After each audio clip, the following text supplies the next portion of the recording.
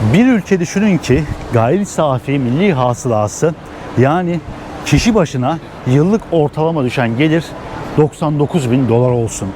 Bir ülke düşünün ki dünyada satın alma gücünün en yüksek olduğu ülke olsun. Yaklaşık 134 bin dolar ile birlikte. Bir ülke düşünün ki havalimanı 13 kez dünyanın en iyi, en güzel havalimanı seçilmiş olsun. Evet dostlar, şu anda Singapur Havalimanı'ndayım. Buraya gece geç saatlerde ulaştım. Hatta sabah 5-6 sularında ulaştım diyebilirim. Uçağım 1 saat rotar yaptı ve 1 saat gecikmeli bir şekilde sabaha karşı havalimanına attım kendimi. Şu anda bulunduğum nokta bir alışveriş merkezi gibi gözüküyor. Biliyorum, dünyaca ünlü markaları burada her yerde görebiliyorsunuz. Hatta hemen burada zannedersem mücevherler satılıyor. Dünyanın geri kalanı için oldukça pahalı olan ürünler burada Singapur halkı için aslında oldukça ucuz. Zaten vergiler de çok düşük. Oldukça erişilebilir buradaki insanlar için. Son derece lüks bir havalimanı yer almakta burada. Öyle ki havalimanının içerisinde kelebek bahçelerinden tutun bambu ormanlarına, yapay 40 metre yüksekliğinde bir şelaleye kadar her şey yer almakta. Tamı tamına 13 kez ve bunlardan zannedersem 8 tanesi üst üste olması lazım. Dünyanın en güzel havalimanı seçilmiş bir havalimanı burası. Ama olur da bir gün yolunuz düşerse ve gece uçuşunda varırsanız uluslararası alanda kalın. Çünkü burası aynı zamanda bir AVM olduğu için şu görmüş olduğunuz tüm mağazaları kapatıyorlar ve başıboş bir şekilde kalıyorsunuz. Bayağı bir zorlandım yani ben. Şöyle palmiye ağaçlarının altından orman gibi gözüken bu yerden ilerleyelim bakalım. Sanki şu anda Brezilya'nın Amazon ormanlarında, yağmur ormanlarında geziyormuş gibi hissediyorum kendimi. Ama ne şu anda Brezilya'nın Amazon ormanlarındayız, ne Tayland'ın, Endonezya'nın yağmur ormanlarındayız. Singapur'un Changi Uluslararası Havalimanı'ndayız şu anda dostlar. Belki de dünyanın en büyük yapay şelalelerinden bir tanesini görüyorsunuz karşımda. 40 metre yükseklikten aşağıya doğru karşımızda dökülüyor.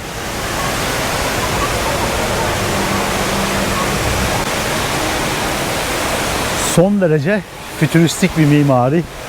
Gerçekten kim düşündüyse, nasıl düşündüyse bunu buraya bambaşka bir hava katmış. İnsanlar sadece havalimanını görmek için dahi bu ülkeye giriş yapıyorlar. Bu havalimanı öyle bir nam salmış ki dünya genelinde artık Singapur aktarmalı uçak bileti olan insanlar sadece şurayı görmek için bile bu havalimanına giriş yapıyorlar. Havalimanında dilerseniz havalimanının içerisini gezebileceğiniz turlar ya da günübirlik aktarmanız varsa Singapur'u bedava gezebileceğiniz turlarda alabiliyormuşsunuz. Gerçekten tebrik etmek gerekiyor. Singapur yönetimini, Singapur halkını şöyle fütüristik bir şey kazandırdıkları için buraya.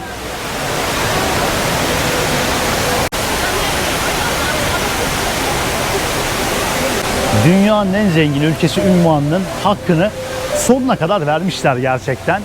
4 farklı terminal var bu havalimanında. Bu arada o kadar çok ilgi var ki fotoğraf çekilen insanlardan çekim yapmakta bayağı bir zorlanıyorum şu anda. Şöyle biz bu yağmur ormanından, Singapur'un Amazon ormanlarından kendimizi tekrardan havalimanının içerisine doğru atalım. Kırmızı halıyla karşılamamışlar bizi ama şöyle kırmızı güllerle, çiçeklerle karşılamışlar zannedersem burada. Singapur hoş geldin diyor bize dostlar. Ben de size videoya hoş geldiniz diyorum ve hemen şu dakikada bir like atmanızı rica ediyorum. Bir beğenimizi yapalım. Kanala abone değilsek halen daha bir abone olalım ve Singapur macerası başlasın bakalım. Hemen şuradan yukarıdan da terminaller arası bir Skytrain geçiyor. Yani Havaray geçiyor. 4 farklı terminal var. Şu anda 90 milyon kapasitesi varmış bu havalimanının ve 5. bir terminal yapılıyormuş. 50 milyonluk bir kapasite daha ekleyeceklermiş. Gerçekten Singapur işi biliyor yani. Dünyanın finans merkezlerinden bir tanesindeyiz şu anda. Gerçekten çok gelişmiş bir ülkedeyiz. Benim buraya 3. gelişim. 3. kez geldim bu ülkeye ama ikisi bundan 7 yıl önceydi dostlar. 2019 yılındaydı. Yıllar sonra tekrardan buraya döndüm. Bambaşka bir Furkan var. O zamanlar 19 yaşında, daha birkaç aydır seyahat eden bir Furkan vardı. Ama şimdi artık 7 yıldır dünyayı gezen bir Furkan buraya geldi. Bilmiyorum Singapur'da nelerle karşılaşacağız, neler bizi çok şaşırtacak. Biliyorsunuz enteresan kurallar var burada. Kırbaç cezaları var. Ne bileyim ülkeye sakız getirmek, sakız sokmak ya da sakız çiğnemek yasak falan.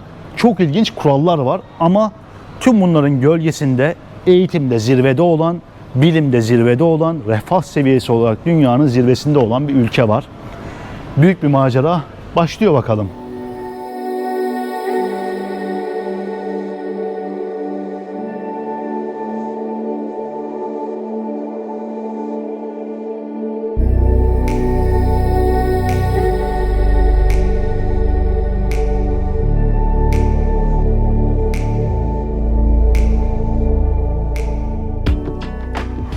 Ama bu maceraya yalnız bir şekilde gelmek olmazdı. Yalnız bir şekilde atılmak olmazdı. Yanımda birisi var. Kim var burada? Who's this? How are you? I'm doing good. Yeah, you look little bit tired but super happy in Singapore. Yes, let's go with something. Yeah, welcome to Singapore. After a long time we are traveling together again. Yes. Şöyle Amber'ın yanında oturayım ben.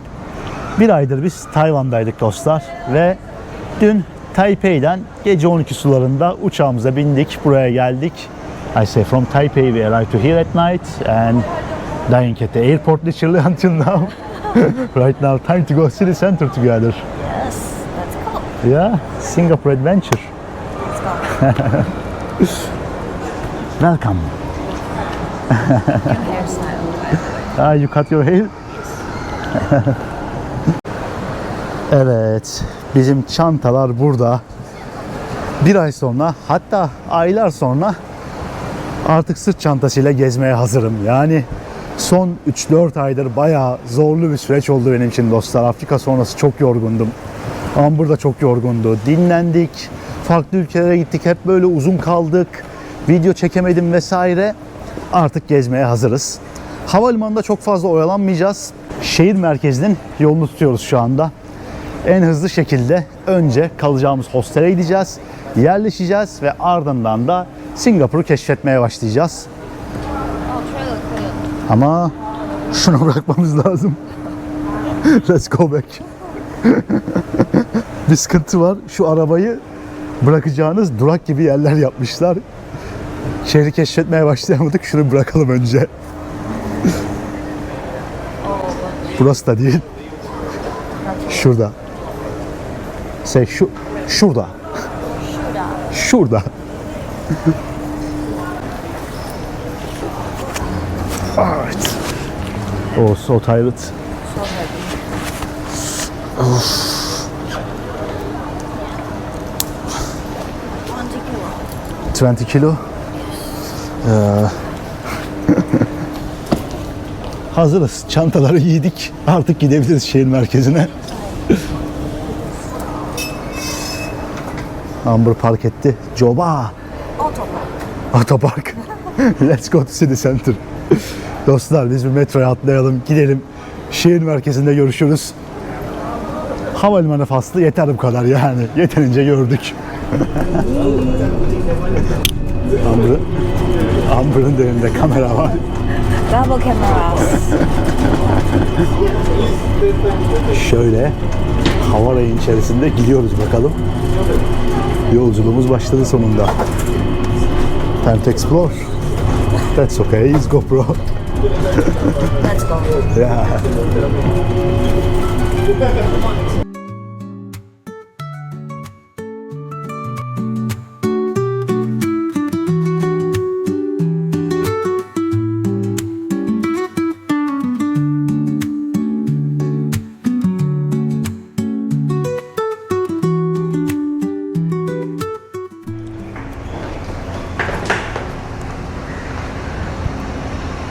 Evet, pek hayal ettiğimiz gibi bir Singapur yok sanki şu anda karşımızda.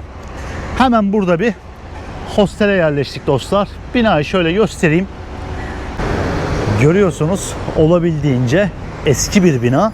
Hatta karşımda ta 1946 yılından kalma dahi bir bina var. Arkada yüksek gökdelenler varken buradaysa tarihi eski binalar yer almakta. Şu bina Singapur'un bağımsızlığından dahi eski. Daha burası bir İngiliz sömürgesiyken dahi buradaki binalardan bazıları varmış. Buradan en azından bunu anlıyoruz şu anda. Şehrin belki de en eski yerleşim yerindeyiz. Hatta şehir demeyeyim, direkt Singapur'un, ülkenin en eski yerleşim yerlerinden bir tanesindeyiz şu anda. Burası Little India mahallesine, yani Küçük Hindistan mahallesine son derece yakın bir konumda yer alıyor. Çünkü eğer ki uygun fiyatlı bir yerde konaklamak istiyorsanız Singapur'da hostellerin çoğu burada yer alıyor. Maalesef ki alan çok sıkışık. Singapur 732 kilometrelik bir alan. Farklı kaynaklarda farklı geçiyor. Kimisi 719 kilometre diyor. Kimisi 734 kilometre kare diyor Singapur için. Ancak şöyle bir gerçeklik var ki bizim İç Anadolu'daki herhangi bir şehrimizden çok daha küçük Singapur. Küçücük bir alana hapsolmuş bir ülke aslında. Ve bu küçücük alana hapsolmalarına rağmen şu anda satın alma gücü bakımından dünyanın en zengin ülkesiler. Böyle bir yerden başlattım. Çünkü şehrin iki farklı yüzünde görmenizi istiyorum. Burası belki de şehrin merkeze en uzak noktalarından, böyle en az bakım yapılan, ne bileyim şehrin biraz daha geri kalmış getto diyebileceğimiz yerlerinden bir tanesi olsa gerek. Genelde Hint restoranları var etrafımda ve az önce gösterdiğim üzere son derece eski binalar var.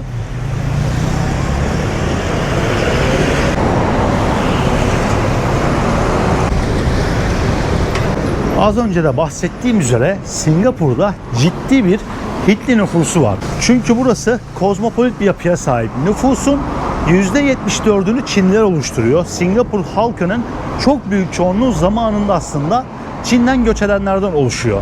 Ancak bunun yanı sıra çok ciddi bir Hintli ve Malay nüfusu da var ve Tamilce, Malayca da Çince ile birlikte burada öğrenim görülen dillerden bir tanesi. Ekonomik durumu yerinde olan herhangi bir Singapurlunun hayatı boyunca çok fazla gelmeyeceği bir bölgedeyiz zannedersem şu anda. Yani o aradaki gelir ayrımını çok zengin bir ülkede dahi aradaki uçurumu net bir şekilde hissedebiliyorsunuz. Farklı bir dokusu var bölgenin. Enteresan hayatlar göreceğimizden eminim burada. Ancak şimdilik sadece çok kısa fragman şeklinde göstermek istedim size burayı. Buradan dostlar metro istasyonuna doğru ilerliyorum şu anda.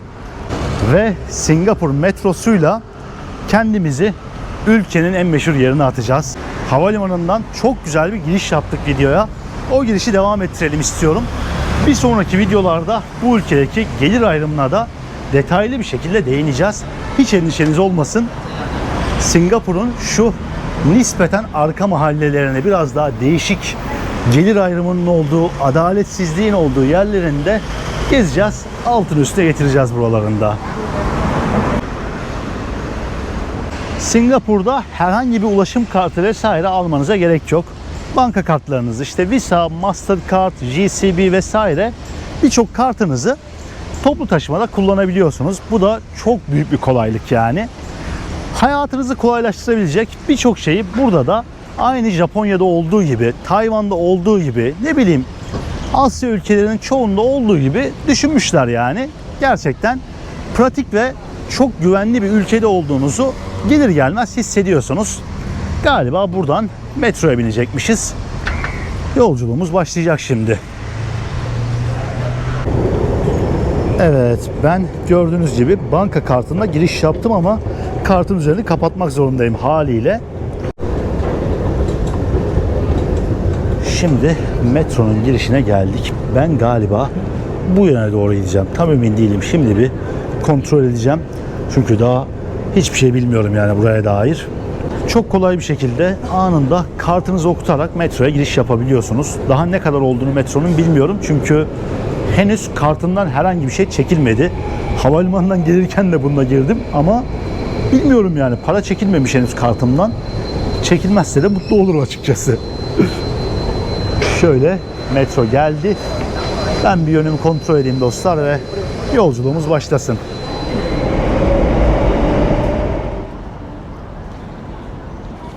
Ve evet dostlar, şu anda tüm Singapur'un en meşhur noktasındayız. Burası açık ara tüm ülkenin dünyaca ünlü en meşhur noktası. İlk gördüğümüz yer havalimanında yer alan 40 metre yüksekliğinde yapay bir şelaleydi. Şimdi ise sizi getirdiğim yer burada yer alan bir marina. Burası dünyaca ünlü Marina Bay. Hemen karşımda Marina Bay Sands Oteli'ni görüyorsunuz. Singapur'un en sembol binası. Eğer ki bu videoyu izlerken hemen şimdi internette Marina Bay diye arama yaparsanız karşınıza ilk çıkacak görsel burası olacaktır. Maalesef ki şu anda Singapur'da yağmur sezonu olduğundan dolayı hava çok hızlı değişiyor. Ülkeye giriş yaptığımızda sabah gerçekten çok güneşli, mükemmel bir hava durumu vardı. Ama şu anda görüyorsunuz yani daha çok bulutlu, böyle puslu bir hava var. Aradan çok az güneş çıkıyor. Yağmur yağmasın diye dua ediyorum yani şu anda resmen bu videoyu çekerken. Buraya kadar gelmek bayağı bir vaktimi aldı. Haritalarda yarım saat gözüküyordu ama ben konumu yanlış koyduğumdan kendimi şu lüks binanın içerisinde buldum. Bu binanın alt katları aşırı derecede lüks, zenginlere, milyonerlere hitap eden bir alışveriş merkezi. Aynı zamanda içerisinde kasino yer alıyor. Singapur haritadaki konumundan da anlayabileceğiniz üzere dostlar tam anlamıyla bir liman şehri ve dünya liman ticareti sıralamasında ikinci sırada yer alıyor. Birincisi Şangay, Çin gibi dünyanın üreticisi olan bir ülke varken onu geçmek kolay değil ama hemen arkasından gelen ülke ise Singapur. Bu ülkenin gelirinin nereden geldiğini, etrafımızda neden bu kadar yüksek bina olduğunu galiba çok iyi bir şekilde açıklıyor bu. Şu tarafta inşaatlar devam ediyor. Galiba bu sahil şeridi önümüzdeki yıllarda, belki de günlerde epeyce bir daha değişecek gibi. Farklı projelerde yapılıyor gibi gözüküyor burada. Bu arada şansımıza güneş de biraz olsun kendini gösterdi. Tam ben böyle sitem ettim ya, dedim biz dışarı çıktık güneş gitti. Biraz düzelir gibi oldu hava durumu. Buranın en güzel hali akşamları oluyor. Her akşam burada şu otelden buraya doğru ışık şovları yapılıyor, canlı müzikler yapılıyor. Çok güzel organizasyonlar oluyor burada. Yani gerçekten ülkenin sembolü olmayı hak eden bir nokta. Bunun dışında eğer ki şu karşımızdaki binalara detaylı bir şekilde bakarsanız dostlar, bunların neredeyse tamamının banka binaları olduğunu fark edeceksiniz. 200'den fazla banka bulunmaktaymış Singapur'da. Ülke bir finansal merkez olduğundan, dünyanın en büyük finansal merkezlerinden bir tanesi olduğundan bütün bankalarda gelip buraya yatırım yapmayı tercih etmiş. Tabii iş yapma kolaylığı, vergilerin çok düşük olması, gelir vergisinin nispeten diğer ülkelere göre çok daha az olması gibi şeyler etkili yani bunda. Bu konulara derinlemesine daha çok gireceğiz. Çok vaktimiz olacak. Gerçi bilmiyorum kaç günümüz olacak Singapur'da. Bunlardan kaçı güneşli olacak, video çekebileceğiz ama değerlendireceğiz. Şimdi buranın manzaranın tadını çıkartalım biraz. Singapur'un en sembol yapısı Merlion heykelinin önüne geldim dostlar. Sembol deyip duruyorum ama bu da gerçekten sembollerinden yani ülkenin. 3 tane sembol say deseniz Singapur'dan ilk 3'te olur yani bu da. Balık gövdeli, aslan kafalı, ağzından su püskürten böyle bir heykel burada. Marina Bay'e doğru ağzından su püskürtüyor. Sanırım bu göstereceğim biraz sosyal medya vs gerçeklik gibi olacak. Evet, karşımızda çok güzel manzara var ama gündüz bile şu sıraya, kuyruğa, kalabalığa bakar mısınız? Bu kadar meşhur bir nokta olunca herkes burada bir şekilde fotoğraf çekilmeye çalışıyor. Şöyle bir boşluk yakaladım. Kadrajımı alayım burayı. Bir iki tane video çekeyim. Sonrasında kaldığımız yerden etrafı keşfetmeye devam edelim dostlar. Gerçekten güzel, benzersiz bir nokta.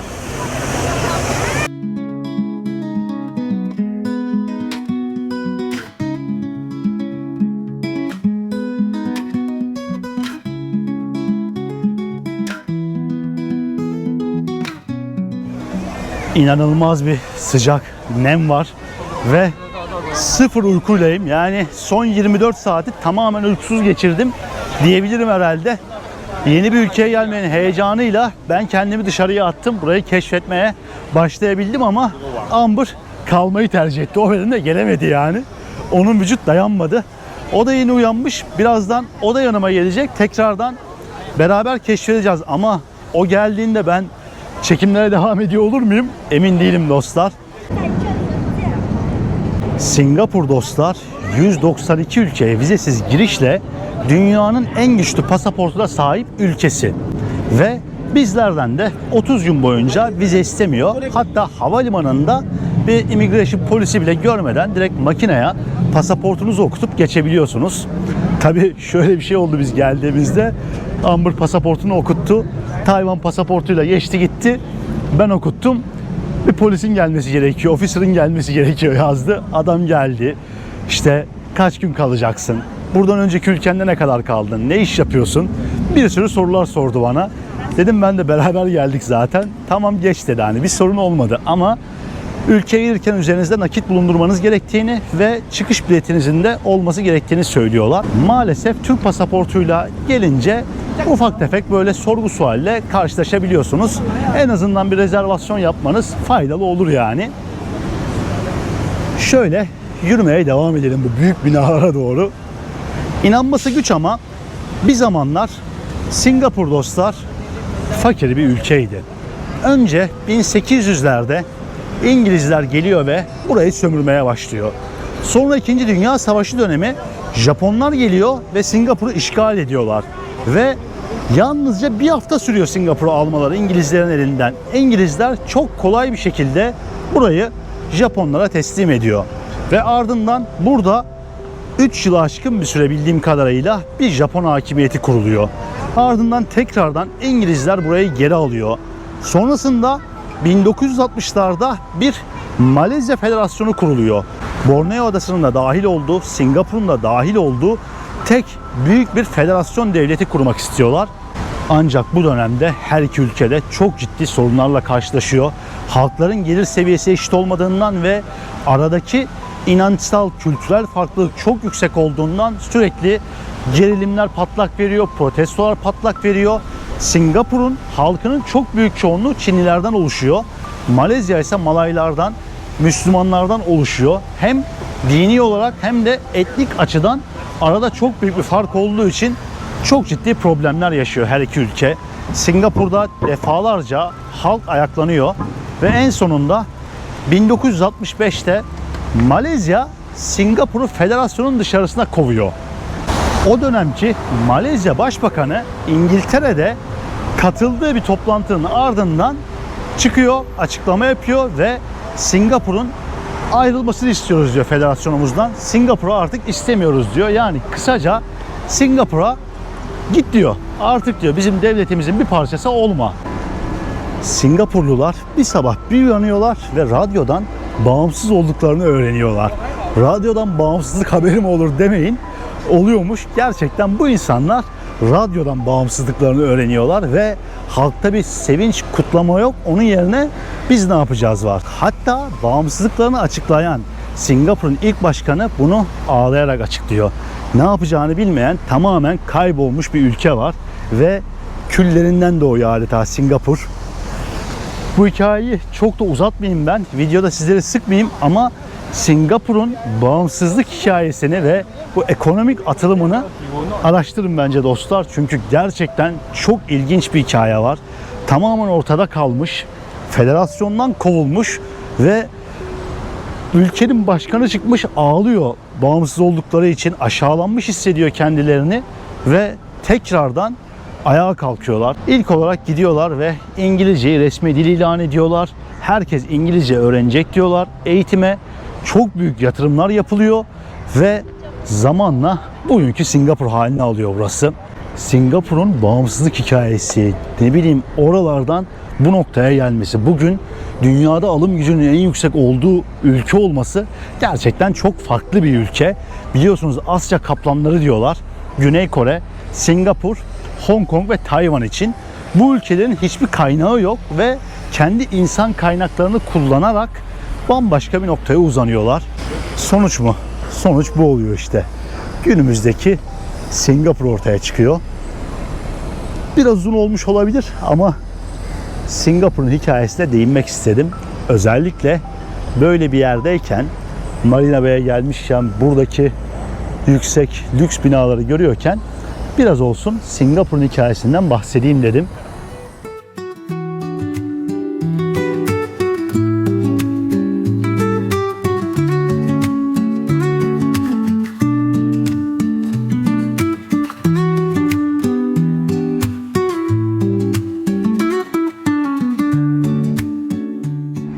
Arkadaşlar inanılmaz yoruldum var ya. Şu kamera beni ne kadar görüyor bilmiyorum. Singapur paralarını bir göstereceğim size. Madem ülkenin ekonomisinden konuştuk, zenginliğinden konuştuk, paralarını da bir göstereyim. Şöyle bir 2 Singapur doları var bende. En ufak para birimi olarak. Arkadaşlar kısaca 1 dolar 1.27 Singapur doları yapıyormuş. Yani bizde dolar kaç şu anda? 43-44 mü? Burada 1.27.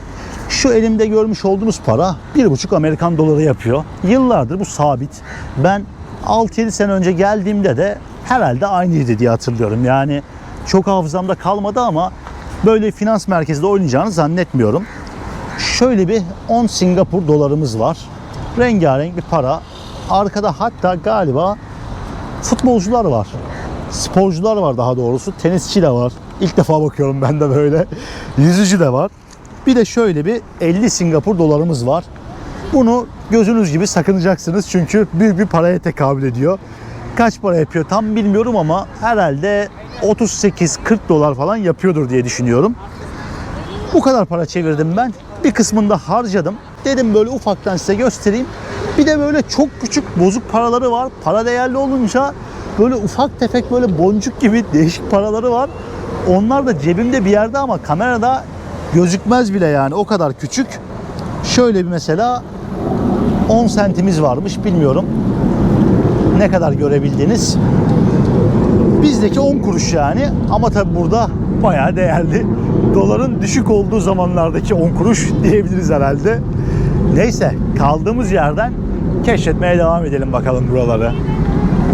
Madem ki bu kadar kapalı bir hava var, dedim ki tam karşıdan gördüğümüz o binanın bir de içerisine girelim. Çünkü ben gelirken yanlışlıkla girdim ve beni çok şaşırttı. Daha önceki gelişlerimde bu binaya hiç girmiş miydim hatırlamıyorum. Ama her tarafta dünyaca ünlü markaları göreceğiniz aşırı lüks bir alışveriş merkezi var bu binanın alt katlarında. Şu anda o üstünde gemi olan devasa otel binasını göremiyoruz. Çünkü onun tam olarak altındayız, girişindeyiz. İçeride bakalım nelerle karşılaşacağız. Madem ülkenin zenginliğinden bahsediyoruz, bundan değiniyoruz. Bir de şöyle bir yerde beraber gezelim istiyorum. Enteresan, kubbeli bir binadan böyle giriş yaptık, bakalım nelerle karşılaşacağız. Tam olarak burada ne göstereceğimi bilemiyorum açıkçası size. O yüzden geçerken böyle ara ara içeriden ufak tefek görüntüler almaya çalışacağım. Venedik'e benzer bir bölümü vardı buranın. Orası gerçekten çok ilginçti. İnsanlar böyle ufak gondollarla içeriye yaptıkları yapay nehrin üzerinde geziyorlardı.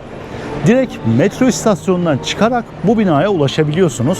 Ve eğer ki bu binada kalıyorsanız direkt asansörünüze atlayıp en tepeye kadar çıkıp terastan manzaranın tadını çıkartabiliyorsunuz yani. Galiba o az önce benim bahsetmiş olduğum kısma geldik şu anda. Buradan aslında yukarıdan bir şelale dökülüyor. Aynı havalimanındaki gibi yapay bir şelale yapmışlar. Ama şu anda sadece su damlıyor. İnsanlar buranın etrafında oturuyorlar. Görüyorsunuz çok güzel kafeteryalar ve restoranlar yapılmış buraya. Aslında basit bir alışveriş merkezine, sıradan bir alışveriş merkezine farklı bir hava katmışlar. Aynı havalimanında yaptıkları şeyi burada da yapmışlar. Bu konuda başarılı yani Singapurlular. Haklarını vermek lazım. Bu enteresan alışveriş merkezinin ve binanın içerisinde bir kasino da yer almaktaymış. Zamanında devlet Singapur'da çok büyük 2 tane kasino yapıyor ve bu kasinoların işletmesini de Las Vegas'lı şirketlere veriyor. Diyor ki biz bu sektörden anlamıyoruz. Konunun uzmanı gelsin ve onlar burada bu kasinoları işletsin. Direkt işi uzmanına teslim ediyorlar ve Singapur'da kasino sektörü de böylece başlamış oluyor. Şu anda Çin'in, Asya'nın, Uzak Doğu'nun, belki de Avrupa'nın en zenginleri kasino içinde buraya geliyor. Bu binada otelin içerisinde kalıyor belki. Belki bu AVM'den, marina bölgesinden dışarı dahi çıkmıyor ve kasinoda eğleniyor. Milyon dolarlarını harcıyor. Bambaşka bir hayat yaşıyorlar aslında burada. Zenginleri soymanın en yasal ve en kolay hallerinden bir tanesi olsa gerek herhalde kasinolar. Singapur'da da ülkenin gelişmesi, ekonomik olarak büyümesi için zamanında bu adımı atmışlar ve aslında Macao gibi kumarın yasal olduğu Asya Uzak Doğu şehirlerinden bir tanesi de Singapur. Bu arada şu anda metroya giriş yaptık. Buradan bir sonraki durağıma doğru yola koyulacağım. Sıradan bir metro istasyonu gibi değil gördüğünüz üzere. Çünkü buradan şehrin farklı kısımlarına da gidebiliyorsunuz. Bu kadar lüks bir binanın altına yapılınca metroyu da olabildiğince lüks bir şekilde yapmışlar. Neyse, daha fazla uzatmadan ben yola koyulayım. Bir sonraki durağımıza doğru ilerleyelim. Singapur gerçekten çok ilginç bir ülke dostlar. Yani videonun ortasında gittiğim yeri gördünüz, kaldığım bölgeyi gördünüz daha doğrusu. Hindistanlıların mahallesiydi ve çok daha farklı bir görünüme sahipti. Şimdi ise Marina Bay'den metroya bindim ve kendimi Chinatown'a, yani Çin mahallesine attım. Burada da bambaşka bir görüntü var. Videoda zannedersem Singapur'un çok büyük çoğunluğunu Çinlilerin oluşturduğunu söylemiştim. Buradaki nüfusun çok büyük bir çoğunluğu etnik olarak Çinli dostlar, hatta yaklaşık olarak %74, %75 civarında Çinli olduğu söyleniyor. Ve Chinatown'da bu şehrin en meşhur noktalarından bir tanesi. Bu duvar boyalarını, rengarenk binaları her yerde görebileceğinizi söylüyorlar. Ben açıkçası burayı tamamen unutmuşum. Yani hafızamda hiç kalmamış neredeyse. Ama hafızam tazelenecek. Daha şimdi metrodan çıktım. Metro zaten direkt bu sokağa açılıyor ve direkt kendinizi böyle kalabalığın ortasında, turistik bir yerin orta yerinde buluyorsunuz. Bakın şöyle Çin anahtarlıkları, ne bileyim Çin yeni yılına özel ürünler vesaire satılıyor. Tayvan'dan geldiğim için alışkınım yani bunlara ben de. Bu arada zaman zaman sokak inanılmaz kalabalık bir hal alıyor ya. Yani zaten aşırı nemli bir hava var. Tayvan'da hava sıcaklığı 13 derece falandı dostlar benim son günümde. Ve Tayvan'dan bir geldik buraya, şu anda hava sıcaklığı 30 derecenin üzerinde. Hal böyle olunca halen daha uyum sağlama aşamasındayız. Daha o aşamaya geçemedik. İlk gün direkt daldım ben sokaklara, dinlenmeden etmeden keşfetmeye başladım burayı. Ama güzel yani, sorun yok. Bu arada abi nereye geldik?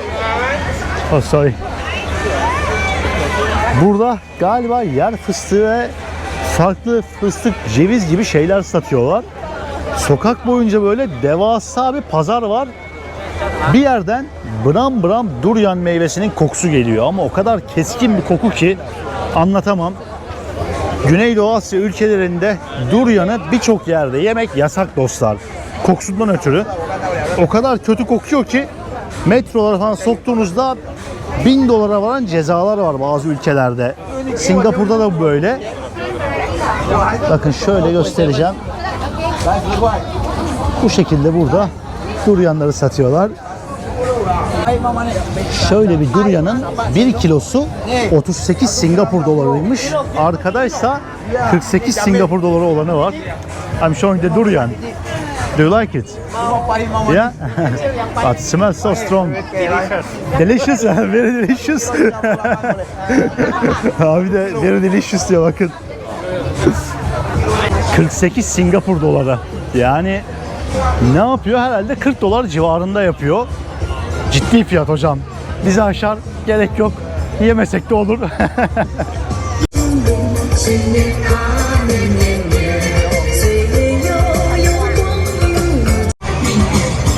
Neler oluyor burada? Neler oluyor? Şöyle bir göstereceğim.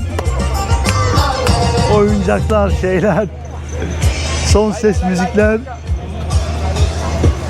At yılı geliyor arkadaşlar bu arada. Çin yeni yılı var. Çinlilerin kendine özgü bir takvimi var ve bu takvimde her yıl bir hayvanı temsil ediyor. Bu yılda at yılına gideceğiz. Şöyle göstereyim. At yılına gideceğimiz için atlar her yerde. Hatta zaman zaman belki kişneme, anırma sesleri de duyabilirsiniz yani. Şöyle tatlı atlar da var. Atlar her yerde. Sürekli bunu göreceğiz. Hatta bakın şöyle bebek atlar bile yapmışlar. Böyle tatlı, farklı şekillerde atlar yapmışlar. Ne bileyim, Çince karakterlerle yeni yıllarını kutluyorlar. Galiba 13 Şubat günü Çin yeni yılı başlıyor ve dünyanın en büyük göç hareketi dostlar. Çin'in kendi içerisinde 800 milyondan fazla insanın seyahat ettiğini duymuştum ben daha önce Çin yeni yıl zamanında. Ve diğer Asya ülkelerinde de tam bir bayram havası oluyor. Çünkü turist geliyor.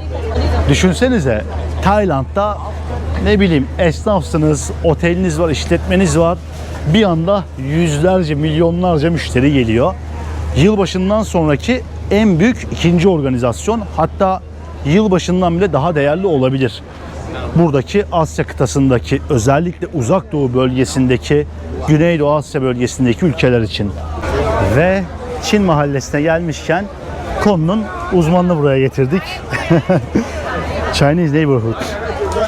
Chinatown. So Chinatown, your profession. No, not mine. So how was your day? Did you rest well? He was resting really well. And how do you like Singapore until now? Singapore is very developed city in country. But you've been here before, right? Yes, I've been 2 times already. So this time is 3rd time. Third time for me also. Amber da 2 kez gelmiş. Ve onun da 3. gelişi. What's this? Mushroom. Ah, okay, I'll get one. Thank you. Şöyle deneyelim bakalım. Oh, It's from Japan. from Japan. It's like hot pot one. Ah, thank you. Şu mantarlardan bir tane denedik. Bunu hot pot dedikleri yemekte kullanıyorlar. Çin usulü yemeklerde. Bakın burada yine o kokulu meyve duryandan satılıyor. Belli ki Singapur'da çok seviliyor. Çok sevildiği için de duryan hakkında saçma sapan cezalar var yani. Do you like duryan? Yes, I ate a lot. You like it? Yes, I ate a lot. My dad always put the single one with the kind of plastic, I mean, how to say it, the wrap for food, and put it in fridge, the cold one, like upper one, So you eat it cold? like ice cream. Like in summertime, we Because kind it of smells took too out. much. But delicious. Amber seviyormuş mesela bakın. Evet. Çin mahallesi böyle bir yer yani. İlginç dostlar. Aslında bahsetmek istediğim bir konu vardı ama yorgunluktan unuttum. Hint mahallesini biraz olsun size gösterirken şehrin biraz daha geri kalmış yüzünü gösterdim. Sonrasında Marina Bay ile en gelişmiş yüzünü gördük. Şu anda ise en turistik yüzlerinden bir tanesini görüyoruz. Video boyunca farklı yüzlerini gösteriyorum şehrin diyecektim de. Bu ne abi? Bu ne böyle ya? Bu neymiş ya böyle? What's this? I never tried before this one. Maybe What's that? Maybe from China. It's from a special Chinese medicine food. Çin ilacıymış dostlar bu. İlaç. Yani nasıl bir ilaç çözemedim ama sebzeden ve balıktan mı yapılma anlamadım. İngilizcesi de yazıyor gerçi ama neyse. What's this? I never saw it. Burada beni durduruyor. Bu ne diyorum bilmiyorum diyor. Evet, size şehrin farklı yüzlerini göstermeye ve ülkedeki o gelir farklılığını göstermeye çalıştım diyecektim ama onu söyleyemeden değişik şeylere daldık, değişik şeylere odaklandık bir anda. Singapur'da da bir gelir adaletsizliği olduğunu söylüyorlar, bir fark olduğunu söylüyorlar. İlerleyen videolarda daha detaylı bakarız buna. Eğer ki fırsatımız olursa ve hava durumu el verirse, çünkü yağmur sezonu yani. Bugün hava güzeldi, çekim yapabildik ama önümüzdeki günlerde ne olacak, ne bitecek beraber göreceğiz yani açıkçası. Bu arada sokak ortasında sucukçu bulduk burada. Bayağı Çin sucukçusu, yani Çin usulü sucuk satıyorlar burada. Şöyle göstermeye çalışayım bakalım yakından. Değişik bir et parçası var şurada. Ne gerçekten bilmiyorum. Etleri de asmışlar şu tarafta. Bakar mısınız mesela bunlar ne? Hiç bilmiyorum yani. Böyle simsiyah isli et gibi etler var. Ve sokakta satıyorlar yani bunları bayağı böyle. Singapur gibi bir yerde bunu görmeyi beklemiyordum açıkçası. Burası da bakın bir kafeteryaymış. Böyle daha güzel, rengarenk, klimalı, vantilatörlü falan yapmışlar. Katar'da da vardı böyle vantilatörlü, klimalı sokaklar. Belli ki Singapur'da da ara ara karşılaşacağız bu tarz şeylerle. Zengin ülkelerin ortak noktası yani. Şimdi biz şu arkamdaki binada bir yemek yiyelim dedik ama o kadar çok sıra vardı ki. Meşhur bir yermiş. Çin yemekleri satıyorlar. Maalesef yiyemeyeceğiz çünkü 25-30 kişi bekliyordu arkadaşlar. Şöyle bir geri döneceğiz. Let's check for some food. Böyle farklı, ilginç bir şeyler deneyelim istiyorum. Böyle hem Singapur'a geldik, yeni ülkeye geldik. Buraya dair bir şeyler olsun videoda. Sonlarda bile olsa. Hem de farklı bir şeylerin tadına varalım yani. Amber'ın da bilmediği şeyler var. Evet, biz havayı kararttık dostlar. Bayağı bir etrafa bakındık. Hani dedik burada ilginç bir şeyler yiyelim, deneyelim, videoda da çıksın ama kafamıza göre bir şey bulamadık. Bir de en turistik bölge olduğundan normalde atıyorum 10-15 dolara yiyeceğiniz şey burada 25-30 dolar, 40 dolar dedik, gerek yok o zaman. Ama keyif aldım bugün. Gerçekten aşırı derecede yoruldum. Umarım güzel bir şey çıkartabilirim. Bu arada nazar boncukçusu gördüm ya ben. Bildiğiniz nazar boncukçusu var burada. Bakar mısınız? Turkish place. Şöyle göstereyim. İçeriye girdik. Biraz sohbet ettik. Çok sıcakkanlı bir abimizin yeri. Ama videoda çıkmak istemedi. Hani beni dedi çekme. Tamam dedim ben de. Müzik sesi vardı. İçeride çekim yapamadım. Ama burada böyle nazar boncuğu, takı, ne bileyim anahtarlık vesaire, lambalar vesaire satan bir Türk işletmesi de var yani. Haberiniz olsun dostlar. Sevindim. Bir yıldır burada yaşıyormuş kendisi ve çok seviyorum dedi Singapur'u. Çok keyif aldım dedi. Ve ilk yurt dışıymış burası. Ona rağmen hızlı bir şekilde uyum sağlamış ve burada bir iş yeri açmış. Güzel. Yolu açık olsun diyelim. So, What did he say? oh, he really loves Singapore. Oh, really? Since 1 year he lives here. Oh, so he opened the shop? Yes. Selling Turkish products here. Yeah, everything. İnanılmaz bir kalabalık var.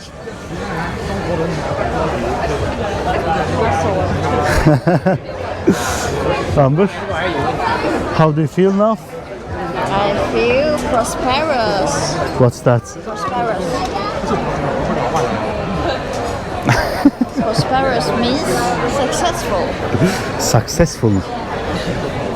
Evet dostlar, güzel bir gündü. Çok böyle istediğim şeyleri çekemedim. Yani bir de doğaçlama gelişti. Yağmur sezonu olduğundan, vaktimiz de kısıtlı olduğundan biraz böyle sıkıştırılmış bir video oldu ve bazı şeyleri detaylı göstermediysem affola. Yorgunluğuma geldiyse, güzel yansıtamadıysam da affola. Beğendiyseniz beğen butonuna basmayı unutmayın. Sonraki videolarda görüşmek üzere. Bakın bu arada insanlar kokteylini içiyor oturmuş. Burada akşamın tadını çıkartıyor.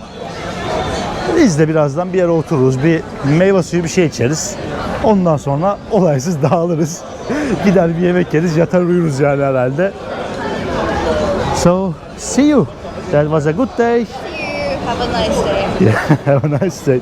Welcome to our new country, Singapore. How many countries? I don't know. So many. Beraber bayağı bir ülke gezdik Amber'la da. Bilmiyorum yani kaç tane oldu diyor. O bana soruyor, ben ona soruyorum. Neyse, görüşürüz.